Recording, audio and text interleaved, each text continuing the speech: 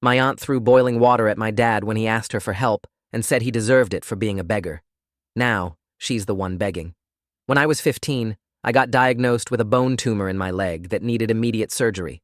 The operation would cost $30,000 after insurance, and we had 2 weeks to come up with it, or I'd risk losing my leg. My dad worked construction, and my mom cleaned offices at night. They'd saved $8,000 over 10 years for emergencies. Dad swallowed his pride and went to his older sister Linda for help. She owned 4 rental properties and had just bought a vacation house in Florida. Dad hadn't asked his family for anything in 20 years, not even when Mom had complications during my birth. Linda was having tea with her book club when Dad showed up. He explained about my tumor, showed her the medical papers, told her we'd pay back every cent with interest.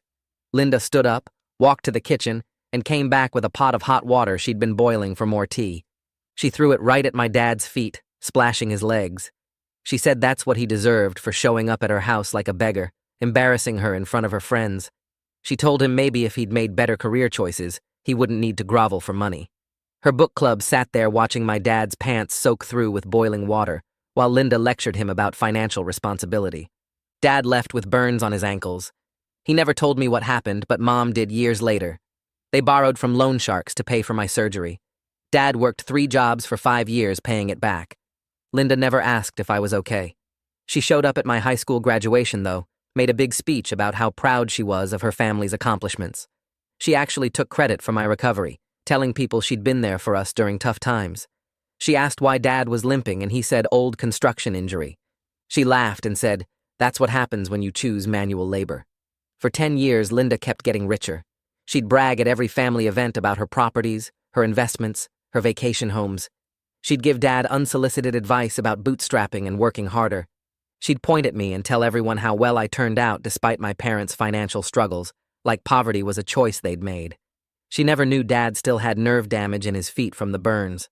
I became a physical therapist, which Linda called a waste of my potential. She said I should have gone into business or real estate like her. She'd introduce me as her niece who settled for healthcare work. She'd tell people at least I was employed, which was more than she expected given my background. When I was 28, Linda's husband, Robert, got diagnosed with pancreatic cancer. It was aggressive and needed experimental treatment not covered by insurance. The cost was $200,000 up front. Linda had the money, but it was all tied up in properties she couldn't sell fast enough. She needed liquid cash in 3 weeks, or Robert would miss the treatment window.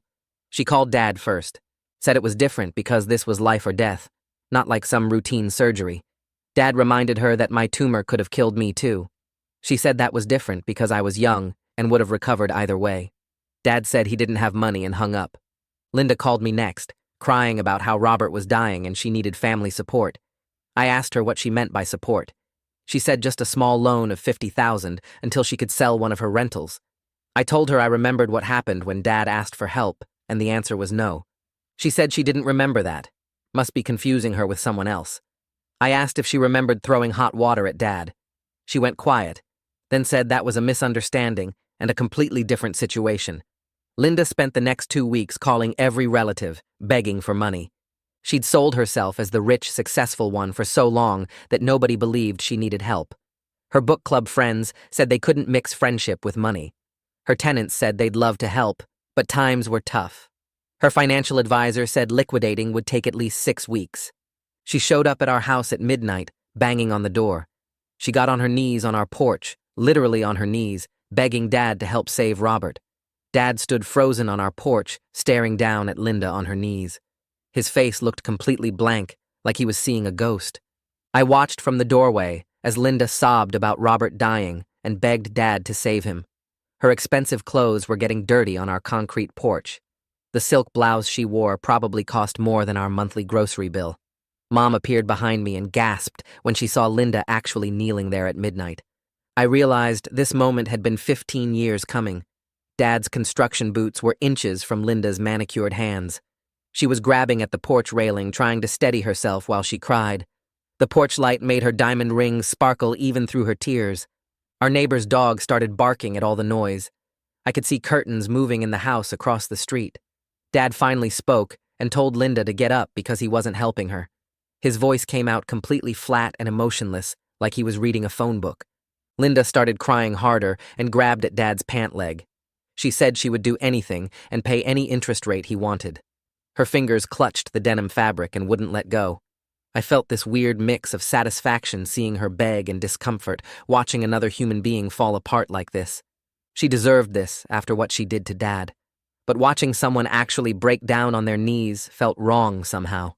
Linda's makeup was running down her face in black streaks. She kept saying Robert's name over and over. Mom moved past me and touched Dad's shoulder. She said we needed to take this inside because neighbors were starting to turn on porch lights. I could see 3 houses with lights on now. Linda was making so much noise that people probably thought someone was getting murdered. Mom invited Linda inside and I wanted to argue, but knew Mom was right. We couldn't have this scene playing out on our front lawn. Linda stumbled getting up from her knees. She had to use the porch railing to pull herself standing. Her legs were shaking, so bad she could barely walk. Mom guided her through our front door and into the living room. Linda sat on our old couch, still crying, while Mom went to make tea. I noticed Linda looking around our small house like she was never really seeing how we lived.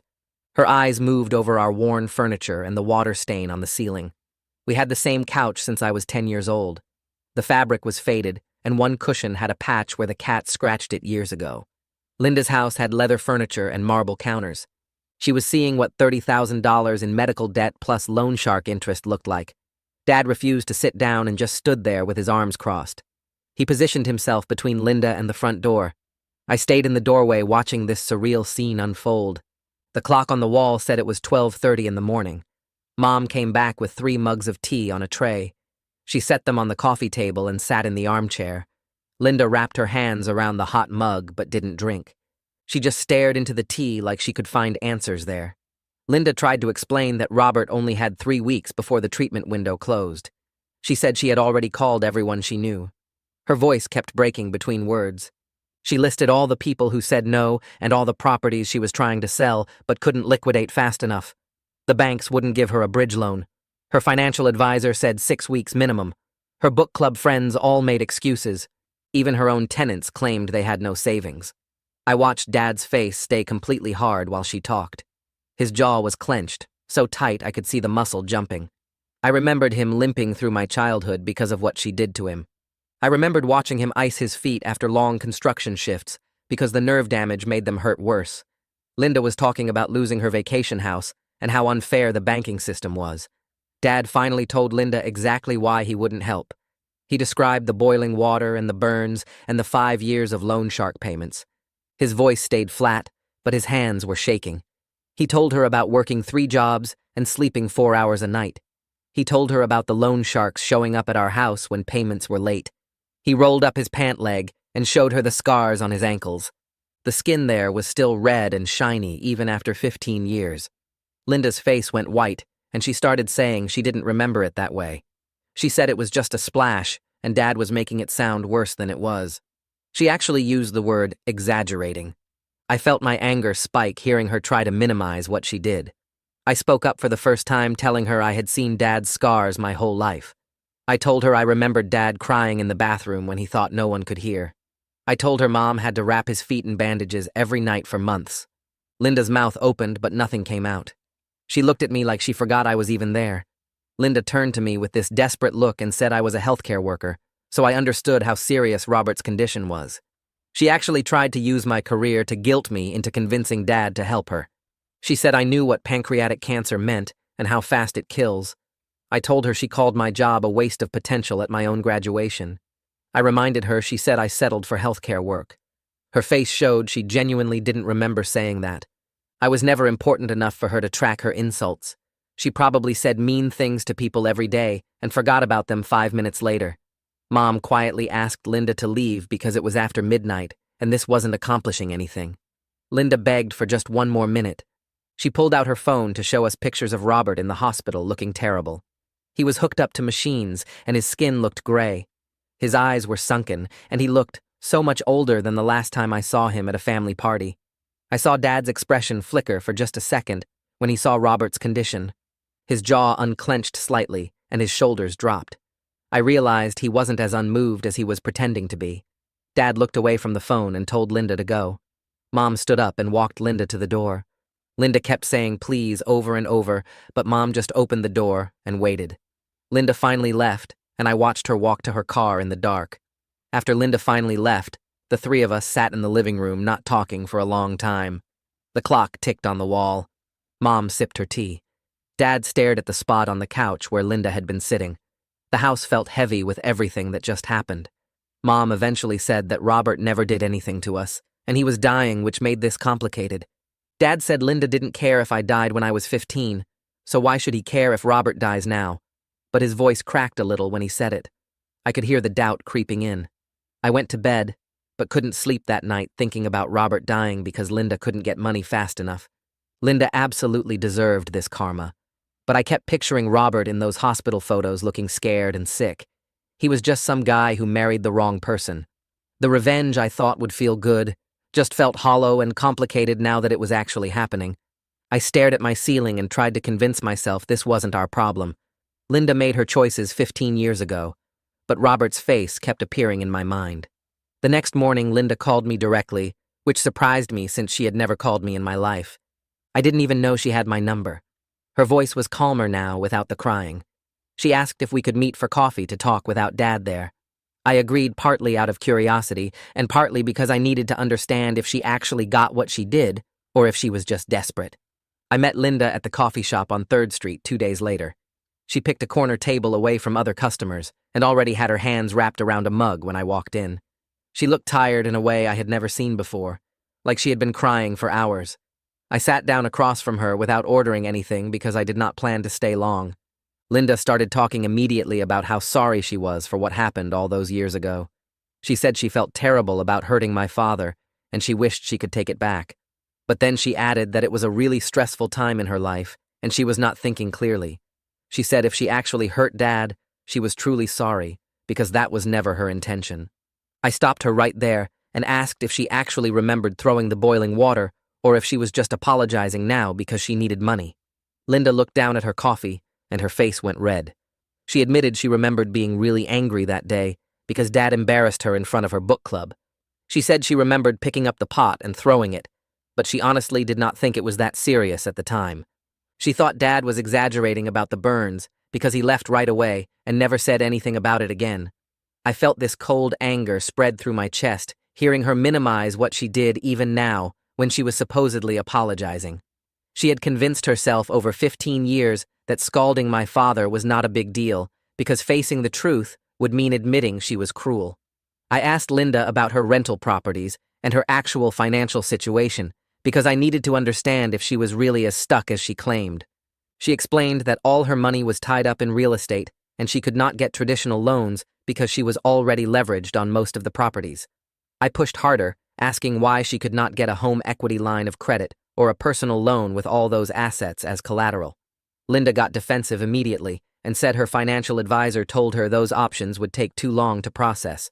She said the banks were being difficult and she had already tried everything possible. Something about the way she said it made me suspicious because Linda always had an answer for everything, and now she was being vague. I left the coffee shop feeling like she was not telling me the whole truth about her options. Over the next few days, I started quietly asking around about Linda's reputation as a landlord. I called a few property management companies and asked general questions about the rental market in her area. One of the property managers mentioned that Linda's buildings had high turnover and tenant complaints. I managed to track down contact information for one of her current tenants through public property records. Her name was Roberta Lewis, and she rented a 2-bedroom house that Linda owned on Maple Avenue. I called Roberta and explained that I was Linda's niece looking into some family business. Roberta laughed bitterly when I said Linda's name. She told me Linda was the worst landlord she ever had in 20 years of renting. Roberta described how the water heater broke last winter and Linda refused to fix it for 3 weeks in January. She said Linda raised the rent 15% last year, even though the house needed major repairs. Roberta mentioned that Linda threatened to evict her over parking a second car in the driveway, which was not even in the lease. She said Linda would show up unannounced to inspect the property and complain about minor things like dust on the baseboards. Roberta asked if I was thinking about renting from Linda and told me to run in the opposite direction. I thanked her and hung up, feeling sick to my stomach. Linda's cruelty was not just about family or some isolated incident with Dad. This was who she was as a person in every part of her life. She treated everyone beneath her with the same contempt she showed my father. 2 days after I talked to Roberta, my phone started ringing constantly with calls from relatives I barely knew. First, it was my cousin Michelle, who I had not spoken to since I was 12. She called saying she heard about Robert's situation and asking if our family could help. Michelle said something about family obligation and how we all need to support each other in hard times. Then my Aunt Karen called with almost the exact same speech about letting go of past grudges. She said Robert was innocent in all this and did not deserve to die because of some old argument between Dad and Linda. I got 3 more calls that day from cousins and distant relatives, all saying basically the same things. They talked about forgiveness and moving forward and how families should stick together. Every single person said Robert was dying, and that should matter more than whatever happened in the past. I realized Linda was working through the whole family network to pressure us. She was calling everyone and telling them her version of the story, where Dad was being unreasonable and holding a grudge over nothing. None of them knew the truth about the boiling water or the loan sharks, or Dad working 3 jobs for 5 years. Linda had painted herself as the victim being punished for some minor disagreement about lending money. The pressure kept building over the next week with more calls and even a few text messages from relatives asking us to reconsider. I finally snapped during a call from my cousin Arnold, who I actually liked and respected. He started with the same speech about family obligation, and I just could not take it anymore. I interrupted him and told him the whole story from the beginning. I described Dad showing up at Linda's house with my medical papers begging for help to save my leg. I told him about Linda throwing boiling water at Dad's feet in front of her book club friends. I explained about the burns and the nerve damage and Dad still limping 15 years later. I told him about the loan sharks and the interest rates and Dad working himself into the ground for 5 years to pay them back. Arnold went completely silent on the phone for almost a minute.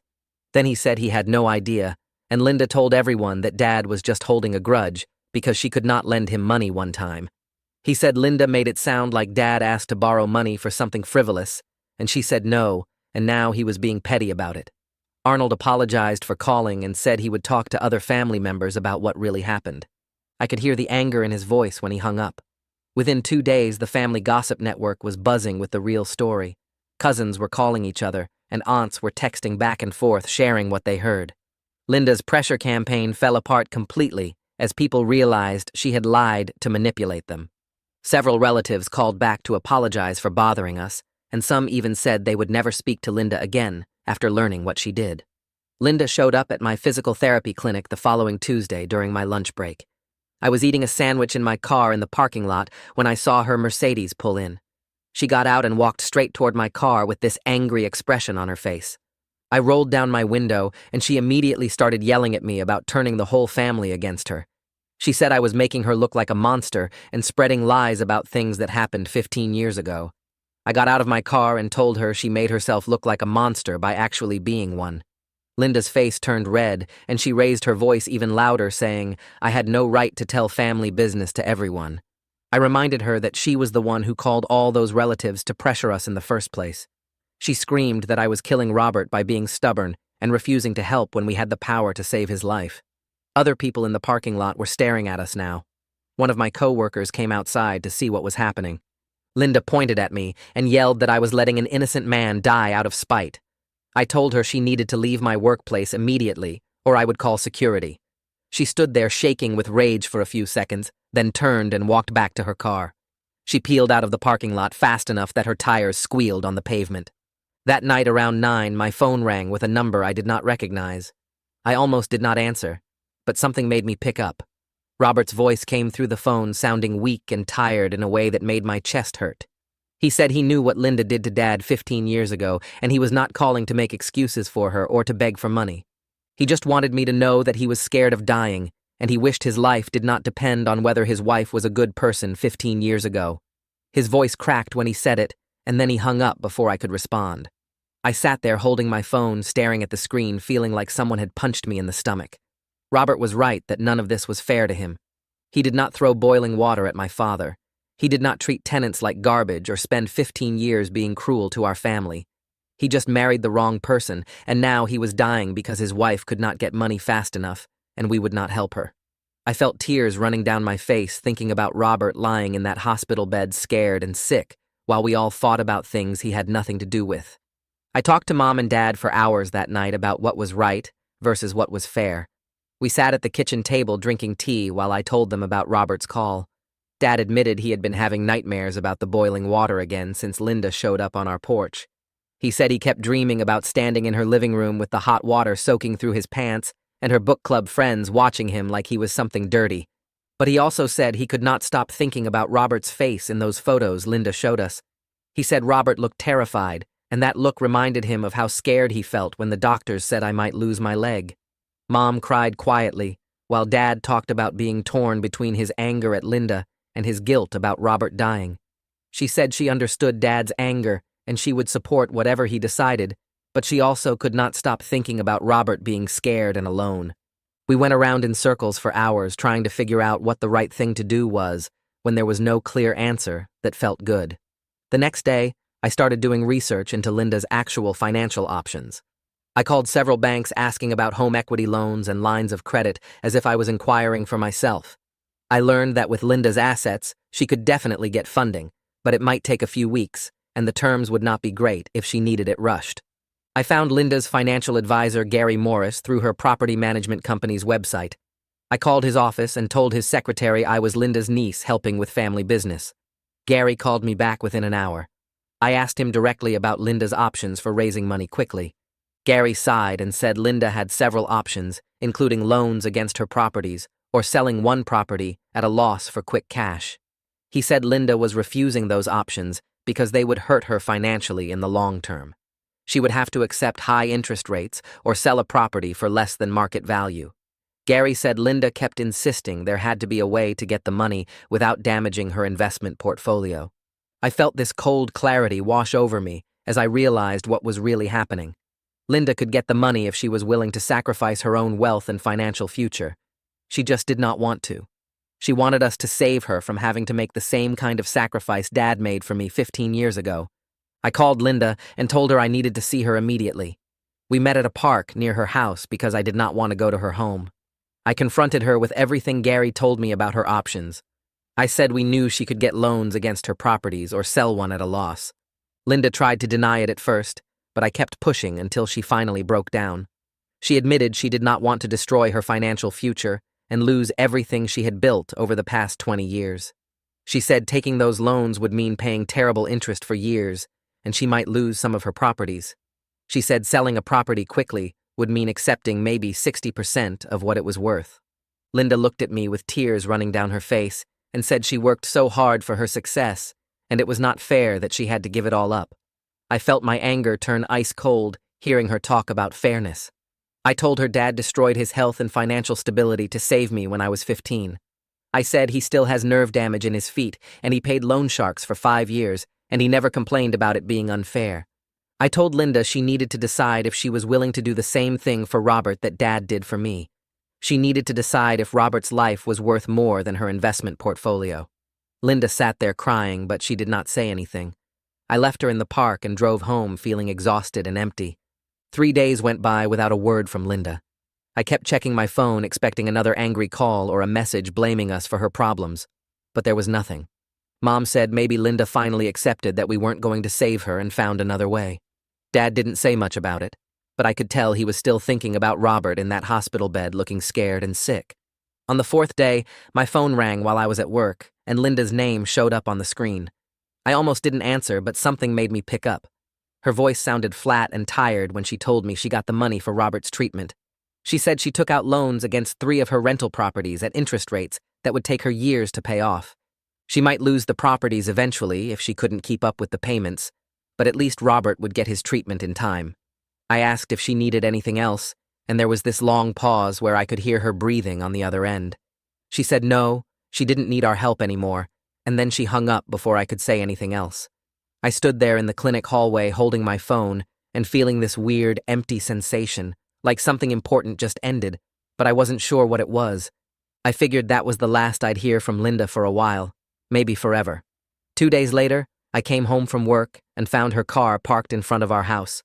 My stomach dropped, thinking she was here to start another fight or make more demands.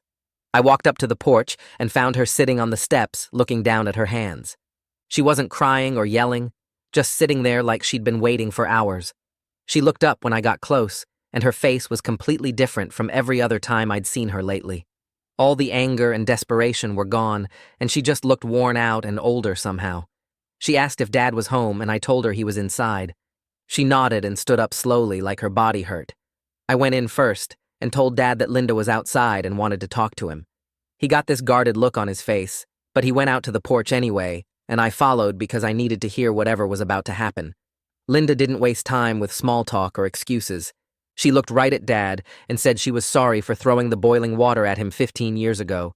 She said she was sorry for how she treated him all these years and for acting like his struggles were his own fault. She didn't add anything about how she was stressed that day, or how she didn't mean it, or how he should understand her position. She just apologized without any qualifiers for the first time in her entire life. Dad stood there for a long moment not saying anything, and I watched his face trying to figure out what he was thinking. Finally, he nodded once and told Linda he hoped Robert's treatment worked and that Robert would be okay. He didn't say he forgave her, and Linda didn't ask him to. She just thanked him quietly and walked back to her car and drove away. Over the next few months, I heard updates through various family members about how Robert's treatment was going. Apparently, the experimental therapy was actually working better than anyone expected, and Robert was responding well to it. Linda had to sell her Florida vacation house to help manage the debt from all those loans she took out.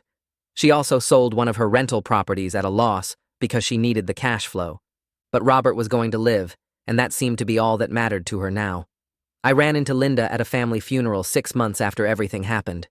It was for a distant cousin nobody really knew well, but our whole extended family showed up anyway. Linda looked different somehow, older and more tired, but also less sharp around the edges, like some of her hardness had worn away. She came up to me during the reception and thanked me quietly for confronting her about her options and for making her face what she'd done to Dad all those years ago. I didn't really know what to say to that, so I just nodded and told her I was glad Robert was doing better. She smiled a little and said she was too, and then she moved on to talk to other relatives.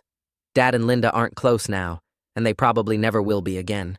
They're polite at family events, and they ask about each other's health, but there's no real warmth there, and that's okay, because some things can't be fixed with apologies, no matter how sincere they are.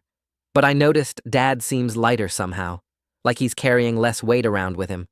I think standing his ground when Linda came begging and then watching her have to sacrifice her own wealth and comfort to save Robert gave him something back that the burns and the years of debt took away from him. It wasn't about making Linda suffer or getting revenge on her for what she did. It was about making her finally understand what she'd done and forcing her to be the person she should have been all along, even if it came 15 years too late. Sometimes the best revenge isn't making someone else hurt. It's making them finally see themselves clearly and watching them choose to do the right thing even when it costs them everything they thought mattered.